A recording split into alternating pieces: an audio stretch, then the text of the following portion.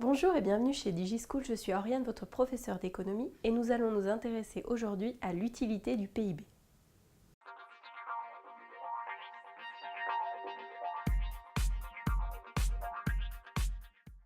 On s'intéresse au PIB parce qu'il est l'instrument de mesure économique principal, l'instrument de référence et il a plusieurs intérêts, plusieurs utilités.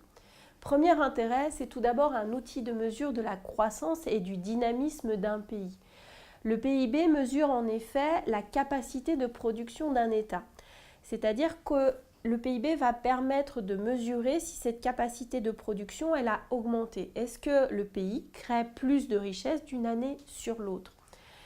Il faut préciser dans ces cas-là que l'on va plutôt utiliser le PIB par habitant qui est surtout un indicateur de niveau de vie qui permet de rapporter le PIB d'un État au nombre d'habitants, donc de faire une moyenne. Il permet également de mesurer l'efficacité des politiques publiques.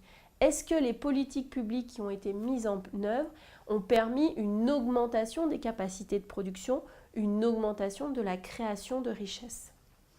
Au-delà des frontières, le produit intérieur brut est aussi un outil de comparaison internationale. Alors, quel est l'intérêt? C'est de savoir si un État est plus riche qu'un autre et comment la croissance des États évolue. Est-ce qu'on a une croissance modérée? Est-ce qu'on a une croissance importante? Et est-ce que les pays sont aussi riches les uns que les autres? Alors, pour cela, le PIB simplement ne suffit pas. Il faut tout d'abord pouvoir faire une moyenne puisque le PIB par habitant est indispensable. En effet, les États n'ont pas la même population.